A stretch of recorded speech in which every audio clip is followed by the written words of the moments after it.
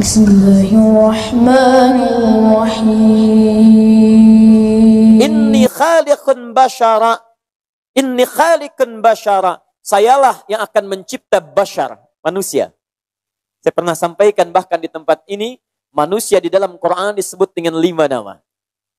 Nama pertama disebut dengan basyar, 35 kali disebutkan dalam Al-Quran. Nama kedua disebut dengan ins, bersanding dengan jin. Jadi ketika jin disebut, insnya muncul. Ya ma'syaral jinni wal ins. Wa ma khalaqtul jinna wal ins. Jadi ketika jin muncul, ins muncul. Pasangan ini disebutkan 18 kali dalam Al-Quran. Tiga kadang disebut dengan insan. Insan. Bahkan ada surahnya, surah ke-76. Al-insan. Hal ata alal insan. Ar-Rahman. Allama al-Quran. Khalaqal insan. Iqra bismi rabbikal ladzi khalaq. Khalaqal insan. 65 kali disebutkan dalam Al-Quran. Di 63 ayat berbeda. Di 43 surah yang tidak sama. Insan. Keempat disebut dengan Bani Adam. Bani Adam. Quran surah 7 ayat 31 misalnya. Ya Bani Adam, khudhu zinatakum inda kulli masjid. Bani Adam. 7 kali disebutkan dalam Al-Quran. Dan yang kelima disebut dengan An-Nas. An-Nas. An-Nas. 241 kali disebutkan dalam Al-Quran. Surah paling favorit, surah An-Nas. Qul a'udhu birabbin nas. Masya Allah. 5 kali, 5 nama maksudnya disebutkan dengan 5 nama, istilah berbeda, dengan diksi yang tidak sama, dengan penekanan yang berbeda. Jadi kalau Anda nanti membaca Al-Quran, terjemahan bisa sama. Tapi maknanya itu berbeda penekanannya. Anda disebut Bashar, beda dengan penamaan ins. Anda disebut ins, lain dengan insan. Anda disebut insan, tidak serupa dengan Bani Adam. Anda disebut Bani Adam, tidak sama dengan An-Nas.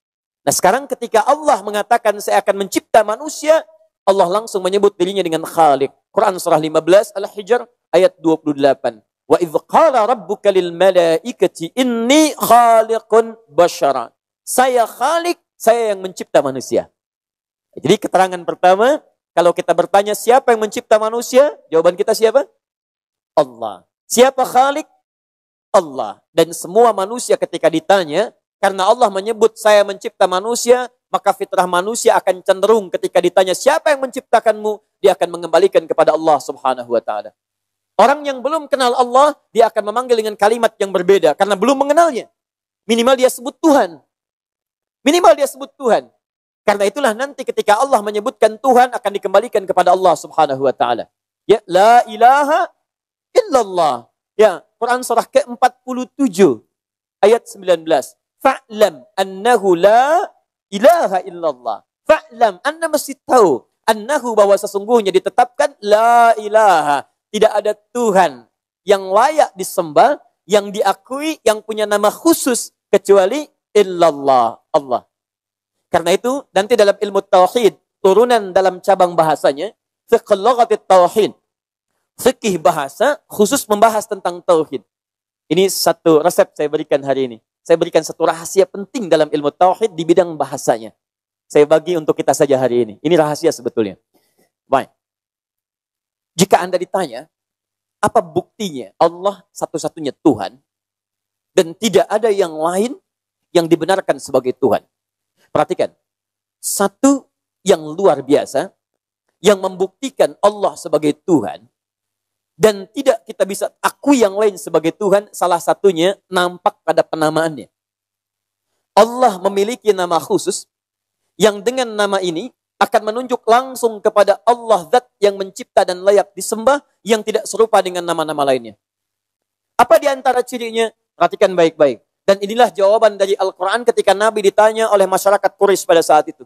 Mereka berkata, ya Muhammad, siapa nama Tuhanmu yang benar? Kamu kok mengatakan Rob, Rob, Rob. Jadi ketika menerangkan Tuhan, Nabi mengatakan, Qul a'udhu birabbil falaq, Rabb. Qul a'udhu birabbin nas, Rabb. Kata mereka, kalau cuma Rob, kami juga punya Rabb. Ini Lata, ini Azza, ini Manat, ini pun Rabb yang merawat kami, yang memberikan petunjuk pada kami. Rabb kamu siapa? Maka diberikanlah nama khusus yang dengan nama ini tidak akan dimiliki oleh nama-nama yang lainnya. Qul, Quran surah ke-112. Qul, katakan Muhammad, huwa, yang dimaksud dengan Rabb yang mereka tanya itu Allah. Allah. Allah. Tidak sekedar Allah, tapi diberikan sifat keutamaannya. Ahad. Qul huwallahu ahad. Nabi Zakaria, salat. Nabi Isa, salat. Nabi Ismail, salat. Nabi Musa, salat. Nabi Muhammad, salat. Nabi, Rasul, dekat dengan Allah, surga sangat terjamin, tingkat paling tinggi, tidak ada hisab untuk mereka. Mereka semua salat. Anda bukan Nabi, Anda bukan Rasul. Sampai subuh ini belum ada jaminan surga. Tingkatnya belum tentu paling tinggi. Hisabnya masih menegangkan. Dan Anda memilih tidak salat. Ada sesuatu yang harus terperbaiki dalam kehidupan kita. Karena itulah hadirin sekalian, ada sesuatu juga yang menarik ketika konsepsi salat itu dibangun dalam Al-Quran.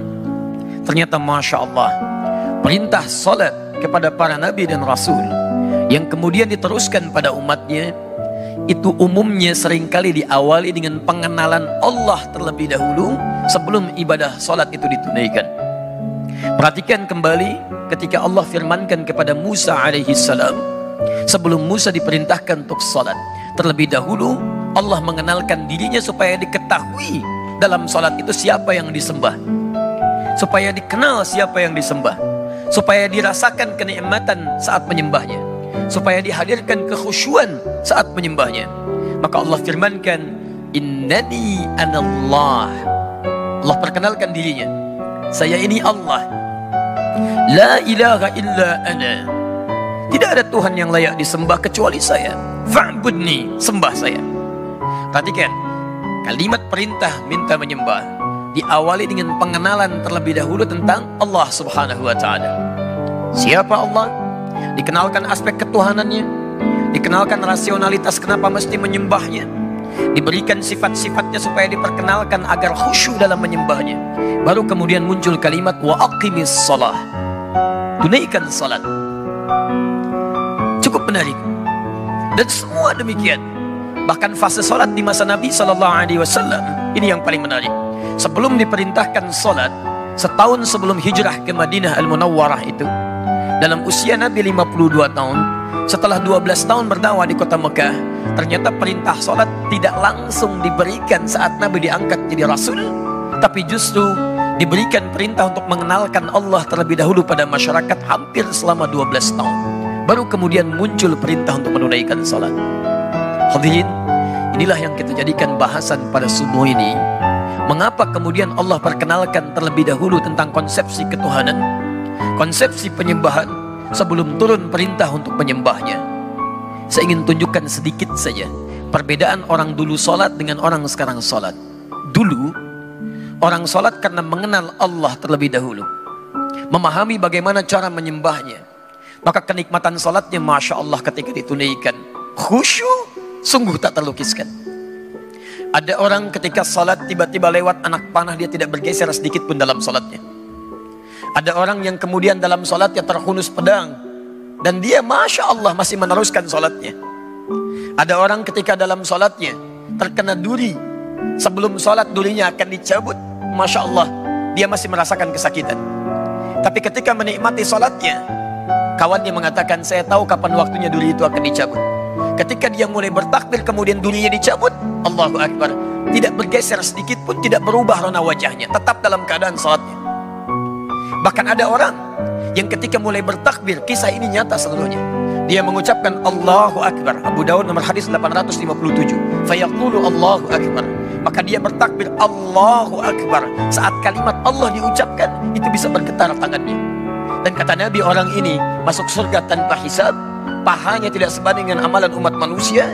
Bahkan beliau menjadi mertua Nabi. Bahkan beliau diantara orang yang sangat dimuliakan Nabi, sampai menemani Nabi, dipilih oleh Nabi untuk berhijrah ke Al-Madinah Al-Munawwarah. Anda bisa bayangkan, ada orang dulu bertakbir sampai gemetar. Ada orang dulu dalam keadaan salat sangat menikmatinya, sujudnya bisa berlama-lama, kenikmatan bisa didapatkan. Sampai Imam An-Nawawi dalam kitabnya At-Tibyan fi Adab Hamalatil Quran, di halaman 38, paragraf yang pertama, baris 1 sampai 2, cetakan Darul Kutub Al-Islamiyah, beliau menyebutkan banyak sahabat-sahabat Nabi, terkhusus Utsman bin Affan radhiyallahu taala anhu, kemudian ada Abdurrahman bin Auf, ada Tamim Ad-Dari. Bahkan di antara kehebatan mereka, tidak sekedar meraih dunianya begitu sukses, tapi kenikmatan terbesarnya ketika mampu tahajud, bahkan sampai khatam Quran, saking nikmatnya dalam sholatnya. Kenapa? Karena mereka telah kenal terhadap Allah lebih dahulu sebelum mereka tunaikan sholatnya. Sekarang mari kita bandingkan dengan kita. Maaf, ada sindiran yang halus dalam Al-Quran tapi tajam. Bahkan ada orang sholat tidak paham, tidak mengerti apa yang dibaca dan dilakukan dalam sholatnya. Coba Anda cek sampai barusan sholat terakhir. Dari sekian ribu ruku dan sujud yang Anda kerjakan, berapa persen bacaan sholat yang Anda pahami? Jangan-jangan lebih dari itu. Kita pun tidak sadar bahwa ketika saat sholat, ketika sedang menunaikan sholat, kita dipersaksikan oleh Allah Subhanahu wa Ta'ala. Bahkan kata Nabi di Abu Daud nomor hadis 666, ada orang sholat yang tidak sadar berapa rakaat sedang menunaikan sholatnya. Hatta la yash'ura al-musalli kam raka'atan yusalli. Sampai ada orang sholat, kata Nabi, tidak sadar berapa rakaat sedang menunaikan sholatnya. Orang dulu saking nikmatnya, rakaat pertama sholat subuh sujudnya begitu berlama-lama karena kenal dengan Rabbnya. Sampai Nabi di akhir sujudnya seakan-akan menunggu sujud berikutnya begitu lama. Karena itulah beliau nikmati sujud yang terakhirnya. Indah, Masya Allah. Bandingkan dengan kita. Dari sekian sholat yang kita tunaikan, berapa yang kita nikmati? Jangan-jangan kita pun tidak merasa sedang menyembah Allah Subhanahu wa Ta'ala. Hanya lisan kita mengatakan menyembah Allah, tapi hati kita tidak hadir dalam lisan yang kita ucapkan. Karena itulah Bapak dan Ibu sekalian, ikhwah sekalian, penting kita ketahui dulu kemudian bangunan konsepsi mengenal Allah Subhanahu wa Ta'ala dalam hal sebelum kita menyembahnya, agar kenikmatan dalam setiap ibadah yang kita lakukan itu hadir dan melahirkan kekhusyuan.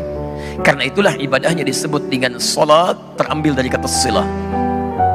Saya mohon izin. Bismillah. Perhatikan sini kata salat. As-salat ini bentuk tunggalnya, seakar dengan kata silah. Kata dasarnya dari kata wasala yasilu silatan, kemudian jadi salat. Wasala yasilu silah, sesuatu yang sampai atau terhubung dengan erat. Hubungan yang erat yang sulit untuk dipisahkan. Silah. Anda pernah dengar istilah silaturahim? Silaturahim, hubungan kasih yang sangat erat, yang sulit untuk dilepaskan. Bukan saat kumpulnya. Ini seringkali keliru ini, ya. Silaturahim itu terwujud bukan saat kumpulnya, tapi saat Anda berpisah setelah momentum pertemuan itu terjadi. Kalau Anda bertemu dengan kawan-kawan, Anda menyapa, wajar karena Anda melihat orangnya, karena Anda berjumpa dengan sosoknya. Yang paling hebat itu setelah Anda berpisah, masih ada hubungan kasih antara Anda dengan kawan Anda, sehingga Anda mendoakan dia dalam kebaikan. Dalam sujud Anda doakan, dalam doa Anda sertakan. Itu yang dimaksudkan hubungan yang erat, yang sulit untuk dipisahkan. Nah, hubungan yang melatih kita supaya terhubung dengan Allah erat dan sulit dipisahkan. Bukan hanya saat Anda terhubung dalam ibadah, tapi selesai ibadah Anda masih terhubung dengan Allah. Jalan ingat Allah, makan ingat Allah, minum ingat Allah, kerja ingat Allah. Maka ibadah yang melatih kita supaya terhubung erat dengan Allah, dirubah kalimatnya menjadi salatun. Dalam bahasa sering diartikan dengan doa, karena dengan doa itu terhubung erat Anda dengan Allah Subhanahu wa Ta'ala. Karena itulah setiap aktivitas kita seringkali dibuka dengan doa. Tunjukkan pada saya, mohon maaf ya, tunjukkan pada saya di kepercayaan mana yang dianggap sebagai agama yang setiap aktivitasnya melekat dengan doa. Coba lihat, kita bangun tidur ada doanya, Anda cuci tangan ada doanya, Anda makan ada doanya, Anda melepas pakaian ada doanya, pakai pakaian ada doanya, urusan ke toilet pun ada doanya. Bahkan langkahnya diatur, masuk kiri keluar kanan, masuk masjid pun ada doanya, langkahnya diatur, masuk kanan keluar kiri. Tunjukkan.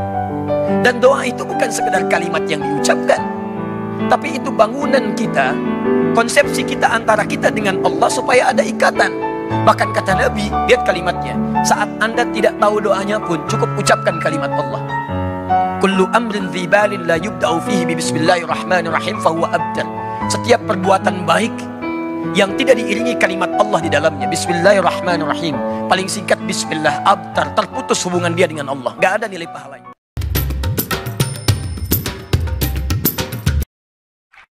Rasul pertama di zaman Nabi siapa?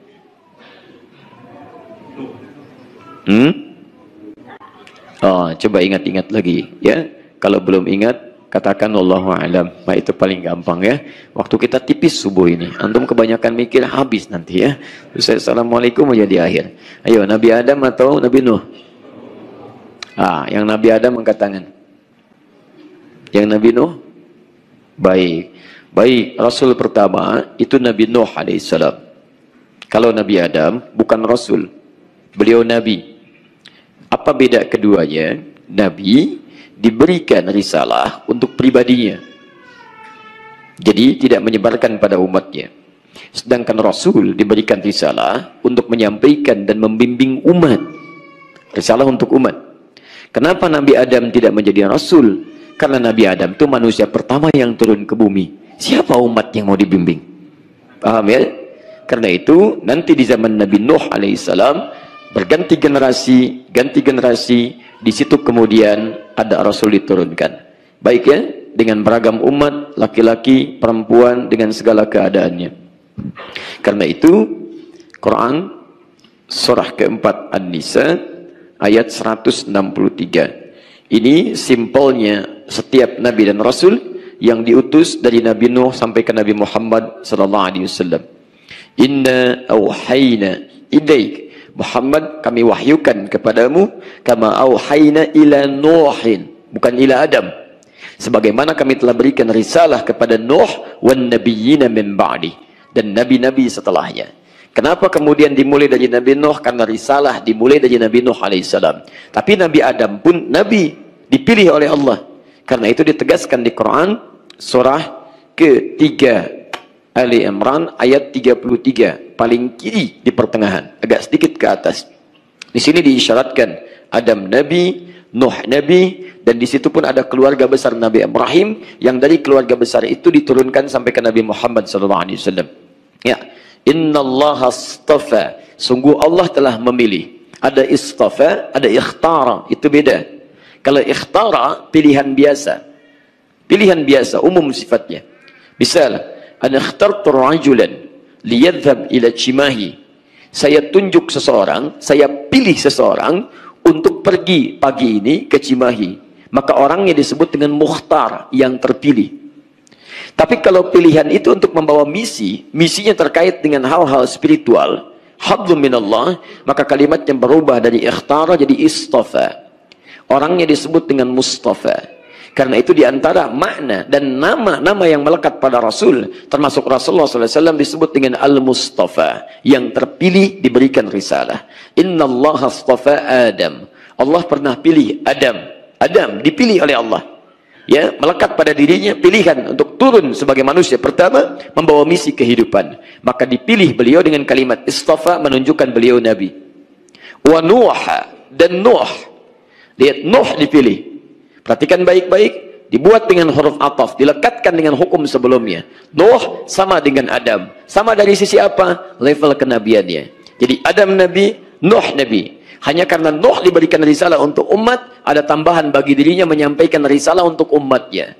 Adam belum ada umat, untuk dirinya saja. Paham?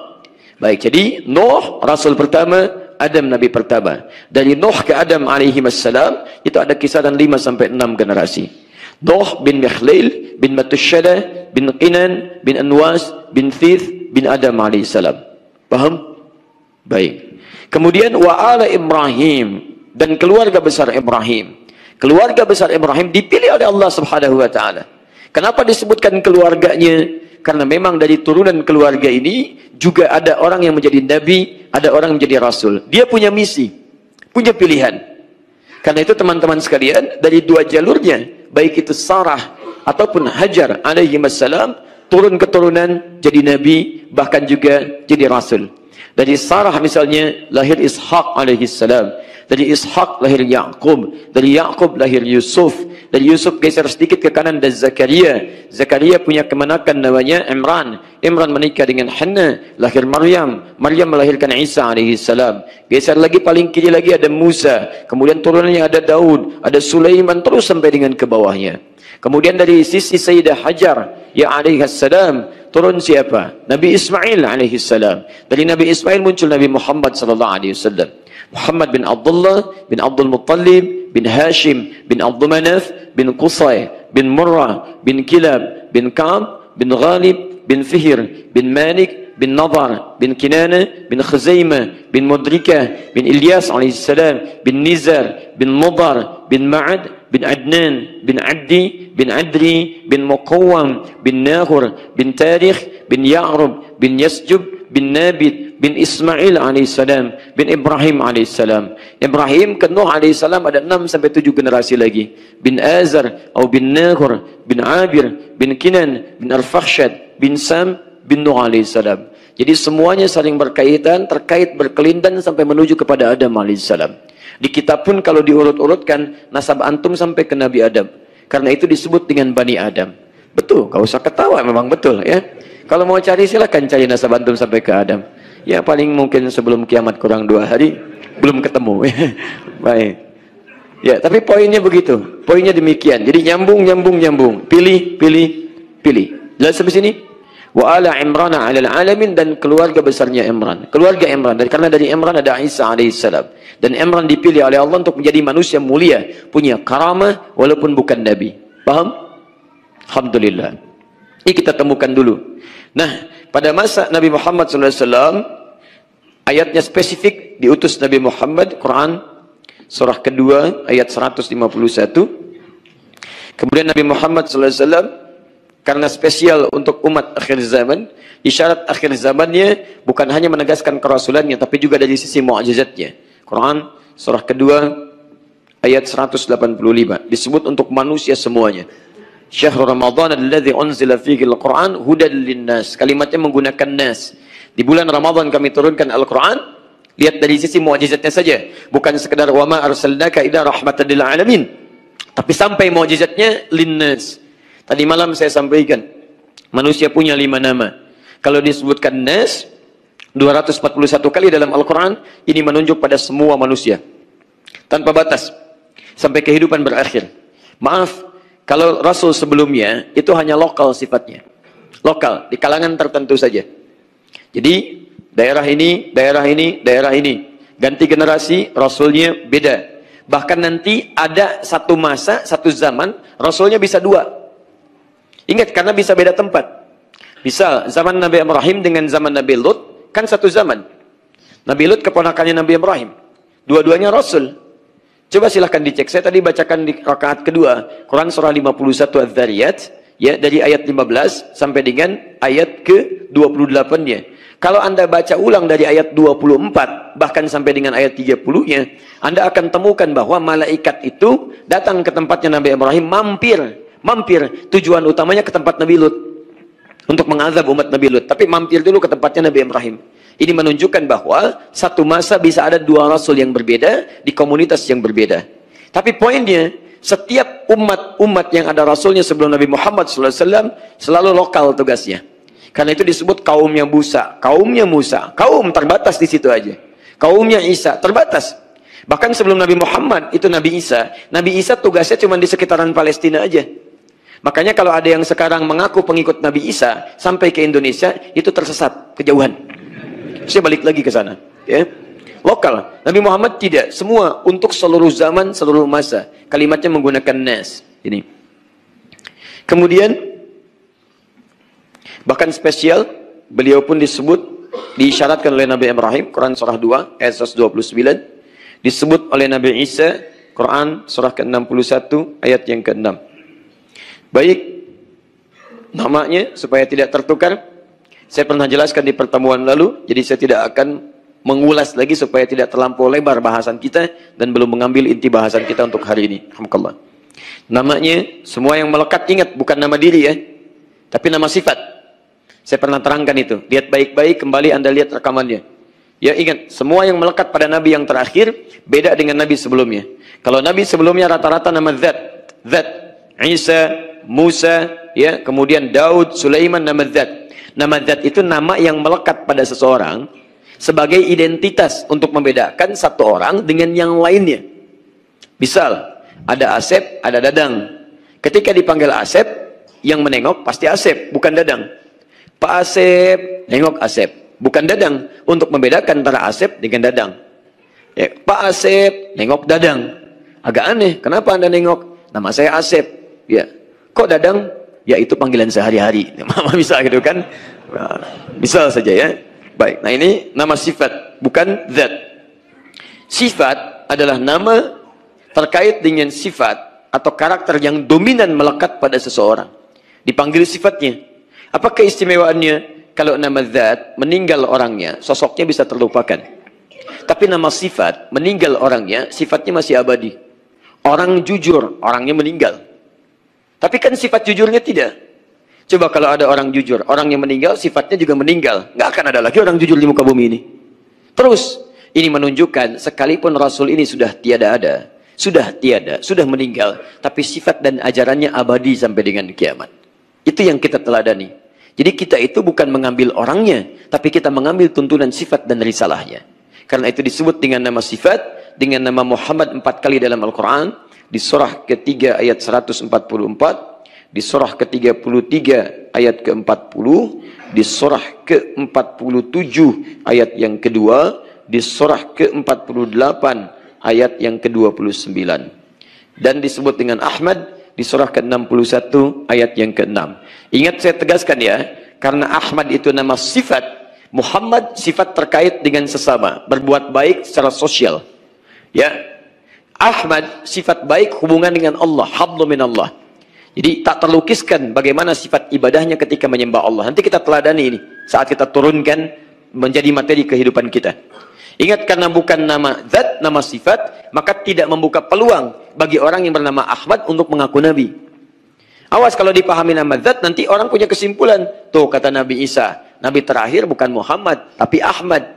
Ingat, Nabi Isa bukan ingin menjelaskan tentang zatnya, tapi sifatnya. Sifat Nabi terakhir itu ibadahnya luar biasa tinggi kepada Allah Subhanahu wa Ta'ala. Dan disepakati nama sifat lainnya adalah Muhammad sallallahu alaihi wasallam. Jadi tidak benar kalau ada orang sekarang punya nama Ahmad berpeluang menjadi Nabi. Ya, namanya Mirza, namanya Gulam, tiba-tiba Mirza Gulam Ahmad, itu kan? Baik, banyak nanti termasuk ke Indonesia. Kan yang dari Bogor itu dulu AM. Ya, A-nya kan Ahmad, pelatih bulu tangkis. Ngaku Nabi itu. Baiknya ditanya oleh polisi, ditangkap. Kenapa ngaku Nabi? Saya ke Bogor, Pak, dapat wahyu. Masya Allah. Orang ke Bogor dapat talas, dia dapat wahyu, gitu kan? Ah, luar biasa. Di Bandung juga nggak mau kalah. S, Pak, S. Tuh, karena sana jadi, sini jadi. Maaf, tukang cukur. Ya, mulia profesi itu. Tapi yang tidak mulia, mengaku Nabi. Ngaku Nabi. Saya Nabi, katanya. Memang kata Nabi dulu, la nabiyya ba'di. Laknya nafi wal istiqbal. Nafi itu menafikan, istiqbal itu menunjuk pada yang akan datang. Maksudnya, kata Nabi, lihat kalimat cara menerjemahkannya. Nanti akan ada yang mengaku-ngaku Nabi. Jadi kalau ada yang ngaku Nabi, nggak usah kaget. Karena kata Nabi pun nanti akan ada yang ngaku Nabi. Ketika ada yang mengaku, langsung la nabiyya ba'di. La. Tegaskan, nggak usah, jangan diakui, tolak langsung. Dia jangan buang-buang energi. Nah sekarang itu banyak di antara kita atau masyarakat sekitaran kita tidak memaksimalkan fungsi la ini. La-nya itu padahal gampang, la sudah, tidak, selesai. Jadi kalau ada yang mengaku Nabi, sampaikan, maaf, Anda ketinggalan, Anda terlambat. Dulu sudah ada yang begitu dan ditolak, la, tidak. Yang aneh itu bukan ngaku nabinya, Pak. Yang aneh itu di kita. Setiap ada yang ngaku nabi, ada pengikutnya. Itu yang paling aneh. Cepat kaget, gampang kagum. Itu di penyakit di masyarakat kita itu. Ya, ada mall baru, berangkat ke sana. Beli enggak? Kagum aja. Kagum, kaget, balik lagi gitu ya. Silahkan cek. Ada jembatan baru. Teras Ciamplas, banyak, bagus. Lewat situ yuk. Ngapain? Kaget. Kagum aja lewat, sudah foto-foto, balik lagi gitu kan. Kadang-kadang begitu, setiap ada nabi baru, ada. Bandung sudah, Bogor sudah, Jakarta gak mau kalah. Karena ibu kota negara, levelnya naik dikit, malaikat. LE, tuh ngaku malaikat. Minta izin pada gubernur mendaratkan malaikat Jibril di Monas. Luar biasa. Tangkap juga sama polisi kita tuh. Terus tangkap, dihukum ya. Polisi kita, jangankan teroris, malaikat ditangkap tuh. Sudah, kita doakan yang baik ya.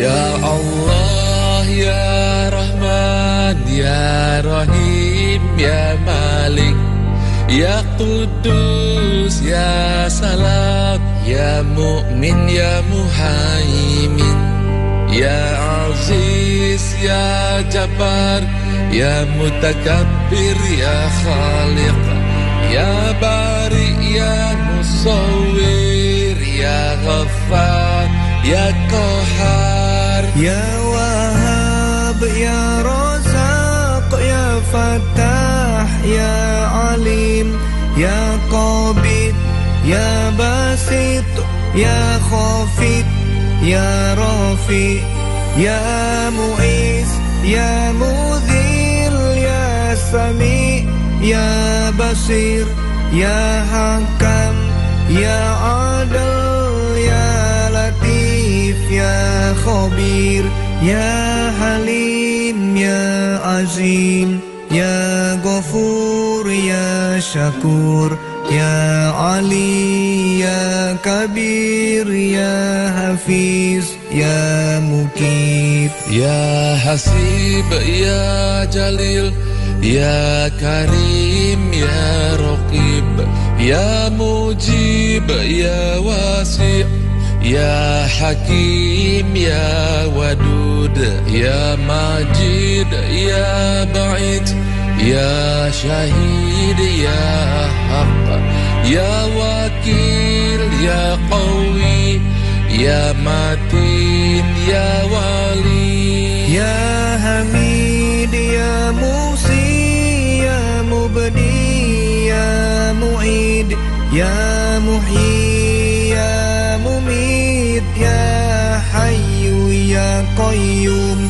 Ya Wajid Ya Majid Ya Wahid Ya Ahad Ya Somad Ya Qadir Ya Muqtadir Ya Muqaddim Ya Muakhir Ya Awal Ya Akhir Ya Zahir Ya Batin Ya Wali Ya Muta'ali Ya Bar Ya Tawab Ya Muntakim Ya Afu Ya Ra'uf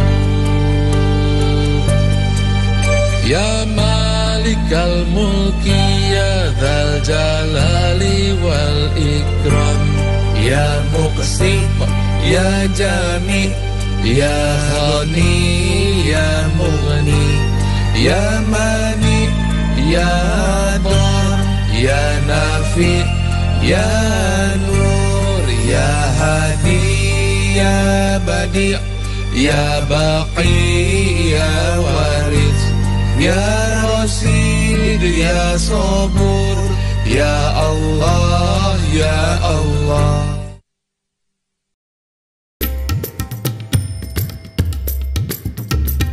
Wujud kidam baqa mukhalafatul lil hawadisi qiyamuhu binafsihi wahdaniyat qudrat iradat ilmu hayat sama basar kalam qadiran muridan aliman hayyan sami'an basiran mutakalliman Adam hudud fana mumathalatul lil hawadithi ihtiyajuhu li ghairihi ta'addudu ajzu karahatu jahlu mautu summun umyun bukmun ajizan karihan jahilan mayitan asamma a'ma abkama.